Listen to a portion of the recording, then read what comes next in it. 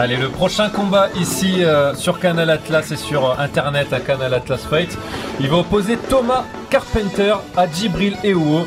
Thomas Carpenter, thaïlandais, lui aussi finalement comme l'adversaire précédent de Mohamed Galaoui. On sera dans la catégorie des 77 kilos. Exactement, alors Thomas Carpenter, je ne connais pas. Voilà, son adversaire je connais plus, voilà, Djibril Ewo, exactement, le Grizzly, il me semble, hein, son surnom. Ouais, exactement. Et voilà, bon bah Thomas Carpenter, de ce que je sais un petit peu, après m'être renseigné, voilà, c'est un bon combattant de Muay, installé en Thaïlande, donc je pense qu'il a dû prendre du coup la nationalité. Ouais, c'est ça, il représente voilà, la Thaïlande officiellement. Il représente la Thaïlande, exactement. Donc voilà, bon, Djibril c'est les 77 kilos. Djibril aussi, hein, multidisciplinaire, voilà, boxe thaï, kickboxing, il fait un petit peu tout. Donc ça sera un deuxième combat, je ne sais pas, il me semble que c'est en Muay, il y a les coudières. Ouais voilà, ça sera un combat en Muay Thai aussi. Donc on enchaîne voilà avec un deuxième combat en Muay pour la soirée.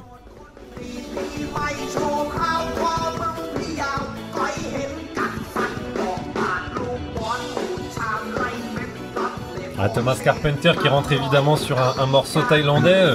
Tu disais que c'était un combattant que tu ne connaissais pas forcément beaucoup, Mitch. Son surnom c'est The Cutter. Ah ouais, donc il doit couper. Ça doit couper. Je suppose qu'il doit couper. Des genoux tranchants peut-être. Des genoux tranchants, des coudes bien aiguisés. Des coudes saillants. C'est un jeune combattant lui aussi, hein, il est de 92. D'accord. Un petit peu moins de 30 ans.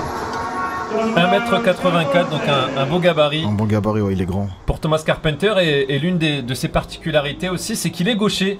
Alors qu'en face, Djibril Ewo est un droitier. Là aussi, comment on aborde un combat comme ça quand on a un gaucher face à un droitier? Est-ce que finalement ça change beaucoup de choses dans l'approche, Mitch? Alors oui, moi je suis moi-même gaucher, donc je sais de quoi je parle. C'est vrai qu'il y a toujours eu cette un peu incertitude au niveau du combattant gaucher, où on disait bon, les gauchers c'est toujours plus difficile à boxer, c'est vrai, parce que les distances ne sont pas les mêmes, déjà les distances d'approche. On voit pas tout de suite le danger arriver, et puis c'est aussi quelque chose de un peu moins orthodoxe que d'habitude. Donc du coup c'est pour ça qu'on appelait ça les fausses pattes, hein, aussi un petit peu, voilà, c'était quelque chose de différent. Mais c'est dur à s'adapter, mais on y arrive. Voilà. Je pense qu'il y a aussi beaucoup de travail à faire quand on affronte un gaucher qui est différent de quand on affronte un droitier. La préparation est un peu différente, mais au cours du combat, voilà, une fois que les premiers échanges sont faits, c'est rapide derrière. On s'adapte vite et on espère que c'est ce que va réussir à faire Djibril Ewo, qui va faire son entrée d'un instant à l'autre sur ce ring. Lui, tu l'as dit, il est surnommé le Grizzly.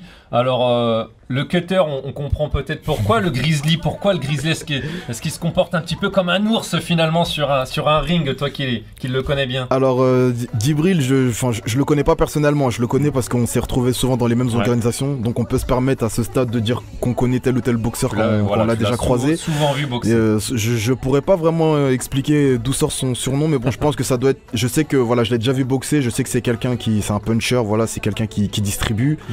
Et puis bon bah peut-être qu'après il aime bien les grizzlies, hein, je sais pas. Ça a changé peut-être d'ourson ou de je sais pas moi, macaque, ou voilà, comme tout ce qu'on peut trouver comme type de singe, mais ça doit être un combattant dur mais avec une bonne âme, voilà, un bon fond. Donc je pense que ça correspond un peu plus au grizzly. Ouais, peut-être que ses enfants sont fans de grizzly, là on oui, le voit exactement justement sur ce ring avec un de ses enfants dans les bras, l'autre accroché à son gant. Ça aussi c'est la belle image. C'est vrai qu'il y a différentes sortes d'entrées. Il y en a qui rentrent tout seuls, il y en a qui rentrent avec leur team, il y en a qui rentrent là comme ça avec leurs enfants. C'est une manière aussi de se mettre en confiance finalement, Mitch, avant le combat. Exactement, voilà, comme on a vu depuis le début de soirée, il y a eu plusieurs types d'entrées. On a eu tout à l'heure Yves Landu qui nous a fait une entrée très spectaculaire avec beaucoup de musique, et une sortie encore plus spectaculaire. On la recommande. Avec des saltos, etc. Et là on voit que c'est quelque chose de plus posé, plus familial, plus convivial. C'est peut-être quelque chose qui correspond un peu plus à Djibril pour rentrer avant de faire une guerre. On a besoin de ce moment de fraternité avec sa famille, quelque chose qui nous apaise avant de lâcher les chevaux justement sur le ring. Justement d'avoir sa famille dans la salle, finalement toi qui es combattant aussi, hein, dans la team Gérinté, qui a l'habitude de ce genre de combat, toi par exemple comment tu le vis? Est-ce que tu aimes bien justement avoir ta fille à côté de toi autour du ring, ta famille, ou est-ce qu'au contraire ça te met une pression? Comment tu le vis? Alors moi Bah pour les gens qui me connaissent, chez nos auditeurs, voilà, moi je suis, mon surnom c'est The Mask, voilà, de combattant, parce que je suis un des seuls à rentrer avec un masque iconique depuis déjà pas mal d'années. Et en fait pour moi, bah ça donnerait peut-être aussi des réponses à certaines personnes qui se posent les questions. C'est d'une part déjà pour évacuer mon stress, voilà, ça me permet d'arriver avec un voile un peu sur le visage, ne pas laisser transparaître mes émotions, et c'est aussi une identité que je me suis forgée, voilà, pour être plus facilement reconnaissable, et ça permet aussi d'évacuer, moi en tout cas ça me permet d'évacuer. Je supporterais pas d'entrer avec ma fille et tout, parce que bon, elle est encore assez jeune, j'ai pas trop envie de la confronter à ce milieu maintenant, mais je respecte quand même ceux qui le font, hein, ça n'engage que moi, mais voilà, moi je suis quelqu'un qui, à travers ce masque, voilà, ça me permet de faire le vide autour. Ouais. Et de cacher mes émotions, et voilà. Donc c'est pour ça que je réponds aussi aux gens qui se posent la question depuis un certain temps pourquoi j'avais ce masque là sur le visage. C'est voilà, aujourd'hui je vous ai répondu. À l'instar du combat précédent entre Mohamed Galawi et son adversaire thaïlandais, on retrouve évidemment en Muay Thai cette sorte de parade avant ce protocole, finalement, avec cette musique qu'on reconnaît très bien. Le temps pour nous également de vous donner le palmarès des deux boxeurs qui sont actuellement là sur le ring et qui vont s'affronter dans quelques secondes. Là aussi, deux boxeurs très expérimentés, et Djibril Ewo qui est beaucoup plus vieux en plus que son adversaire. Lui, il est de 84, il a passé la trentaine d'années, Djibril. 70 victoires à son palmarès, 8 défaites seulement, un match nul. Et parmi les 70 victoires, 24 avant la limite. Il a été 3 fois champion de France professionnel de Muay Thai, 2 fois champion d'Europe WBC de Muay Thai. Vous l'aurez compris, c'est un très bon combattant, Djibril Ewo, et face à lui, il aura un combattant encore plus expérimenté que lui, avec encore plus de combats au palmarès. 78 victoires pour Thomas Carpenter, 12 défaites seulement, 3 matchs nuls et 31 victoires avant la limite. Lui, il est tout simplement champion du monde de Muay Thai dans les catégories des 75 kg en 2016 et champion du monde Muay Thai chez les 85 kg. Donc on voit aussi qu'il est capable de changer de catégorie assez rapidement. Et lui, c'est récent là, puisque c'était tout simplement l'année dernière en 2019. Donc un combat qui nous promet en tout cas sur le papier d'être très alléchant, Mitch. Exactement. Djibril, oui, voilà, comme tu l'as bien mentionné, Nassim, il a été champion WBC, une des fédérations majeures reconnues dans notre sport. Et voilà, on n'y est pas par hasard. Les adversaires en haut de tableau sont souvent bien triés, bien difficiles, donc on peut pas tricher. Et quand on gagne, c'est que vraiment, voilà, c'est mérité. Et oui, comme tu l'as mentionné aussi, son adversaire fait le yo-yo. Vraiment, je suis impressionné par ces informations, parce qu'il y a quand même presque 10 kilos d'écart. C'est énorme. Entre les deux. Les gens qui sont pas experts, c'est exactement, énorme. Ça représente vraiment quelque chose. On sait que nous, quand on doit perdre du poids, déjà, c'est beaucoup. Donc à savoir maintenant quelle est sa vraie catégorie. Moi, c'est la question pour le coup que je me pose, parce que là, 77, 85, voilà, bon. Il y en a qui... Moi je sais qu'on a eu beaucoup de combattants jouer sur 2 tableaux, 2 catégories, souvent pour boxer un peu plus. Mais ça joue à 3-4 kilos en général d'écart, mais là on est quand même sur du 10 kilos. Donc c'est... Soit il a une faculté d'adaptation qui est hors norme, ou c'est quelqu'un qui ça pose pas de problème, le poids, et qui pourrait boxer n'importe comment. Au niveau des gabarits, là aussi ça va être assez similaire, puisque 1 centimètre seulement sépare nos deux combattants. Le plus petit, 1m84, Thomas Carpenter, et face à lui, Djibril Ewo, 1m85. Donc un combat qui s'annonce a priori équilibré sur le papier entre deux boxeurs, vous l'aurez compris, expérimentés, avec un beau palmarès tous les deux. Djibril, c'est quelqu'un aussi récemment qui a battu des grands noms comme Vladimir Moravchik, ou Vesely Shkodran, ou Yuri Besmertny, des combattants que l'on connaît bien. Allez, c'est parti pour le premier round. Catégorie Muay Thai entre Ewo et Carpenter. Alors, on va voir si sur ce combat on va passer par la traditionnelle phase d'observation, ou si tout de suite on va attaquer les choses sérieuses.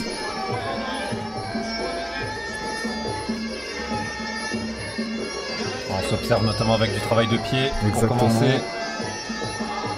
Voilà, Djibril il essaye aussi de trouver un petit peu la distance, car comme on l'a dit, il fait face à un gaucher. Ouais. Donc la longe elle est réduite. Il faut pas être trop près, pas trop loin. Du coup on change sa garde, c'est exactement, ça, on essaye de changer les repères au niveau du positionnement des pieds. Pas se retrouver trop près ou sur l'extérieur. Ouais, on est vraiment dans ce round d'observation, comme comme on a pu l'observer sur le combat précédent avec Mohamed Galaoui, mais on sait qu'en Muay Thai, on l'a bien compris, ça peut aussi aller très vite. Exactement, comme on l'a vu sur le combat précédent, il suffit d'un coup bien placé, net, pour abréger le combat.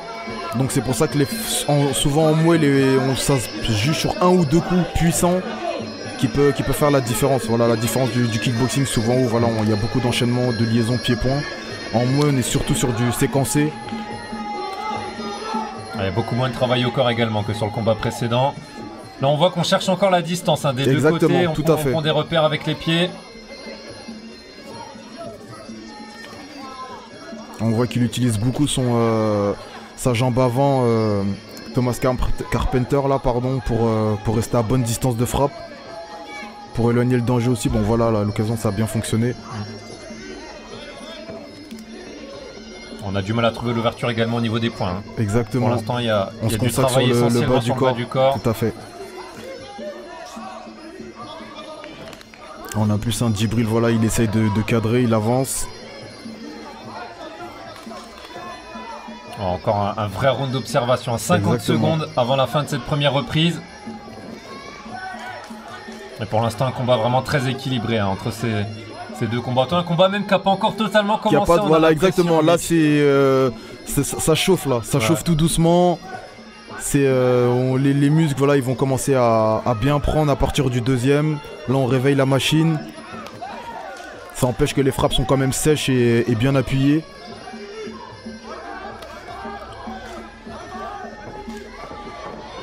Attention. Alors on précise bien, comme c'est du Muay, les saisies de jambes, tout est autorisé, les projections et tout. Donc voilà, petite glissade ou projection, il n'y a pas de souci, là c'était mineur.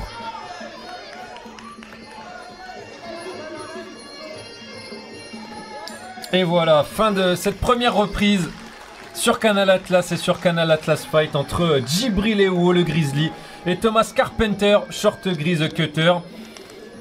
Équilibré, pour l'instant difficile de se faire une idée sur qui vraiment a le dessus dans ce combat, Mitch. Exactement Nassim, je suis d'accord avec toi, là c'est équilibré, voilà, on a vu beaucoup de travail de jambes, beaucoup de travail surtout de distance, voilà, on essaie de bien se positionner pour placer ses attaques. On n'a pas vu quelque chose de franc d'un côté ou d'un autre, voilà, on essaie surtout de jauger l'adversaire, de voir comment il répond, trouver le bon positionnement.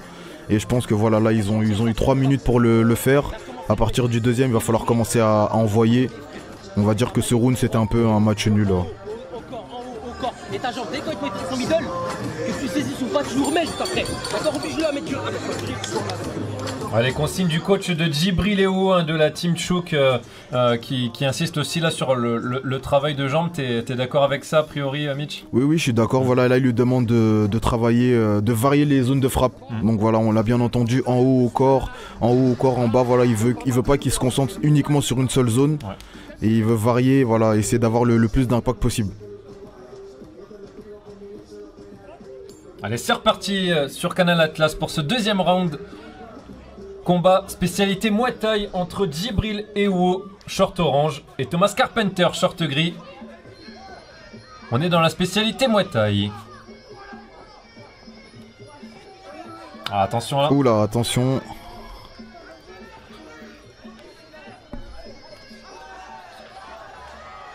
Allez, Djibril qui semble accélérer dans ce deuxième round. Il accélère avec les poings, exactement. Là, il a verrouillé l'adversaire dans le coin. Ah, c'est la première fois dans ce combat qu'on commence à travailler avec les poings. Exactement. Au début, on cherchait beaucoup plus technique de jambes. On cherchait aussi le corps. Alors que là, il va y avoir un arrêt de l'arbitre. Il y a eu un souci avec le gant droit de Thomas Carpenter. Voilà, bah c'est ça. Ça nous permet aussi également de mentionner souvent pourquoi il y a les scratchs sur les gants. Encore un détail technique, c'est que souvent comme ce sont des gants à lacets au niveau des pros, et ben on verrouille en fait avec du tape pour éviter les griffures ou justement ce genre d'incident là ne se produisent pas, des gants où les lacets s'en vont. Ça peut gêner le combat, ça peut rentrer dans l'œil. Enfin voilà, c'est des normes de sécurité aussi.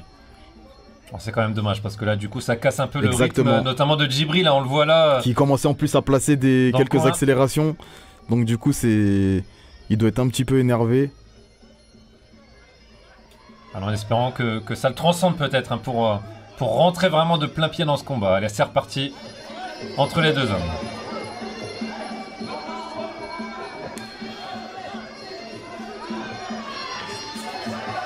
Djibril, on voit qu'il a trouvé la bonne distance pour les points. Il commence à toucher, il commence à faire mal. Attention quand même à Carpenter d'être vigilant là parce qu'il a une attitude pas très positive. Il se tourne. Attention, le contre de Carpenter. Et Djibril qui se retrouve au sol. Est-ce que c'est dû à une glissade, je pense? Oui, voilà. Déséquilibre. A priori, c'était pas sur un coup. Je le trouve très relâché, Carpenter là.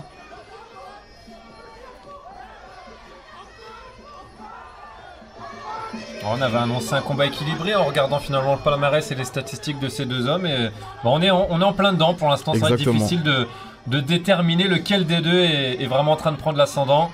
Tout à fait. Là, c'est vraiment, on est presque au même niveau. Il n'y a pas de différence nette d'un côté ou d'un autre. C'est à toi, à moi. Voilà, chacun va livrer son échange. On s'observe, on esquive. Voilà, pour l'instant, c'est relativement du même niveau. Un premier round où on avait beaucoup utilisé le bas du corps. Un deuxième round où on a commencé à faire entrer les points en jeu.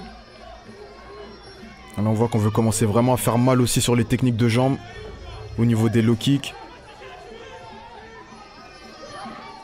Là, on commence à sortir les coudes du côté de chez Djibril. La tentative de coup de coude là de Djibril. On rappelle que c'est autorisé en Muay Thai. Exactement. C'est pour ça que les deux combattants ont des coudières.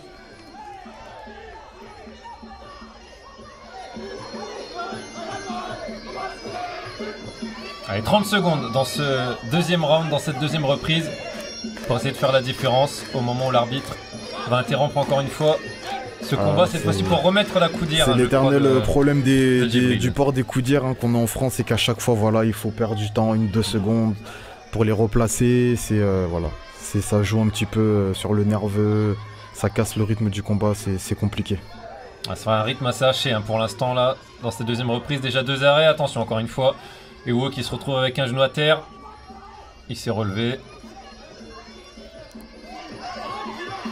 On a l'impression que Djibril pourrait encore plus accélérer là. Mais je sais pas, j'ai l'impression qu'il est un peu endormi par le rythme de Carpenter là, son rythme un petit peu en dilettance là. Je sais pas. J'ai l'impression qu'il peut, mais il est un peu endormi par le rythme de son adversaire. Ouais. Fin de cette deuxième reprise sur Canal Atlas et Canal Atlas Fight. On revoit quelques ralentis, Mitch, notamment tout à l'heure. L'action sur laquelle Djibril s'est retrouvé le genou au sol. A priori, on a bien compris, plus une glissade qu'autre chose. Exactement. Là, par contre, sur ce contre, c'était bien joué de la part de Thomas Carpenter.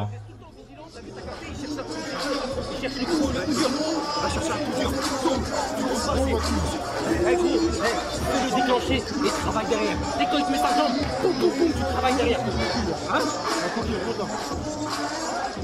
On entend bien les consignes, on lui demande de laisser déclencher son adversaire pour plus se mettre dans la position du contreur. Ouais. Et vigilance aussi, c'est le mot qu'on va retenir de la causerie du coach de Djibril. Vigilance et contre. On va dire que c'est ça la tactique pour le dernier round. Enfin, pour le dernier round, il me semble que c'est en 3 rounds. Je pense, on lui demande d'être plus vigilant, bien lever les mains. Parce que Thomas Carpenter, il est pas très actif, mais il reste dangereux sur 1 ou 2 coups. Il est puissant. Donc on lui demande de vigilance maximum. Donc ça passe par la garde, les déplacements, se mettre à l'abri. Pas trop aller au contact. C'est vrai qu'après les 2 premiers rounds, à la place des juges, on sait pas trop ce qu'on prendrait comme décision. Ouais, exactement, Nassim, franchement, là, c'est serré. Et justement, ça va être l'occasion, là, dans ce 3e round pour les 2 combattants, d'essayer de faire la différence pour convaincre les juges, de leur accorder la victoire. C'est reparti. On rappelle, Djibril Ewo, short orange, face à Thomas Carpenter. Oh, il a pris, alors je sais pas si c'est un front kick ou un... alors en tout cas, il a pris un coup de pied au niveau du menton. On l'a dit, ça peut aller très vite en Muay Thai. Ça l'a sonné tout de suite, il s'est fait compter par l'arbitre. Au compte de 8, il est revenu. Ce qu'il a récupéré. Super bantam en tout cas de Djibril dans ce 3e round, Mitch. Ah là, vraiment, il a... Ah, je sais pas s'il a Ouais, totalement encore une fois, récupéré. une deuxième fois au sol, Thomas Carpenter en seulement 40 secondes dans ce Exactement. troisième round. Djibril qui est en train de prendre le dessus clairement, qui est en train d'accélérer. Tu le disais Exactement. en fin de second round, tu sentais qu'il en avait sous le pied. Bah, c'est Djibril, exact, mais voilà, t'avais raison, du Mitch. coup je me disais bien qu'il y avait quelque chose qui allait pas. Là on voit qu'il en avait encore sous le pied. Attention, là il est contré. C'est lui qui se retrouve au sol là, sur cette séquence de points de son adversaire. Ah, les deux combattants qui se livrent hein, finalement dans ce troisième round, alors qu'il y a eu beaucoup d'observations lors des deux premiers. Ah là de toute façon il va jouer le tout pour le tout. Après le compte, voilà, je pense qu'il va essayer de finir. On voit qu'il a récupéré mais il n'est pas à 100% de ses capacités physiques.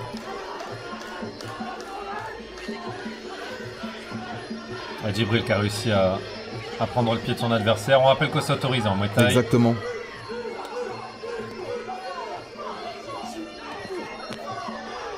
On entend les frappes sèches en point là. Ouais. Attention de pas trop se jeter aussi. Parce que je pense qu'il est devant là, il a repris l'ascendant. Ah bah donc, de toute manière voilà attention à là pas se faire contrer, hein. avec le compte et tout voilà il est repassé devant et oui il faut pas faire d'erreurs bêtes, voilà là je pense que là s'il fait pas d'erreur et qu'il maintient comme ça le combat est gagné hein. Avec le compte c'est au troisième en plus, voilà la décision est faite. On va pas se faire piéger, c'est vrai que des Exactement. fois on peut avoir tendance aussi à chercher le KO, être un peu gourmand. Tout à Mitch, fait, on imagine. exactement, c'est exactement ça. Des fois on se laisse un petit peu aller par ses émotions et son entrain et tout, Ouais. et du coup bah, on voit pas le coup On peut se arriver. mettre en danger finalement. Exactement. Allez, 40 secondes à tenir pour Djibril. Et Huo face à Thomas Carpenter. Ah voilà, là je pense que là il doit rester vigilant aux consignes du coin, rester prudent, Ouais, il a compris là, je pense. voilà. Gérer la fin du combat. Exactement, faut être dans la gestion et l'efficacité, voilà, pas besoin de se mettre en danger. Du côté de Carpenter, faudrait faire un gros coup là dans ces 20 dernières secondes. Tout à En fait. a-t-il les moyens physiques notamment? C'est ça, Il semble quand exactement. même en difficulté. Il est beaucoup sur le reculoir, je pense qu'il a été aussi éprouvé par le compte. Allez, 5 secondes à tenir pour Djibril, oui. Ah, il tente coup de des pied coups de retourné. pied spectaculaires. Et voilà, c'est terminé. Troisième et dernière reprise de ce combat de Muay Thai catégorie des 77 kg entre Djibril Eo et Thomas Carpenter. Après 2 rounds finalement équilibrés, on a quand même le sentiment, Mitch, que Djibril a pris l'ascendant dans cette dernière Exactement reprise. ça, c'est tout à fait ça. Voilà, on a eu un premier round d'observation, un deuxième round qui a suivi un petit peu la même dynamique, même si l'intensité est montée d'un cran. Mais voilà, sur le troisième, il est revenu avec une ambition différente. Donc ça confirmait ce que je pensais, qu'il avait des ressources. Et dès l'entame des premières secondes, voilà, il a fait compter son adversaire. Et voilà évidemment la décision qui est annoncée par David, le speaker de ce Tech Fight. La victoire logique, on l'avait annoncé, de Djibril Eo après un beau combat de Muay Thai entre 2 beaux gabarits. Et qui va retrouver donc ses enfants, comme tout à l'heure, l'un dans ses bras, l'autre au bout de son gant. Et qui vont pouvoir repartir donc à la maison avec leur papa finalement victorieux de ce combat ce soir. Ah, félicitations Djibril.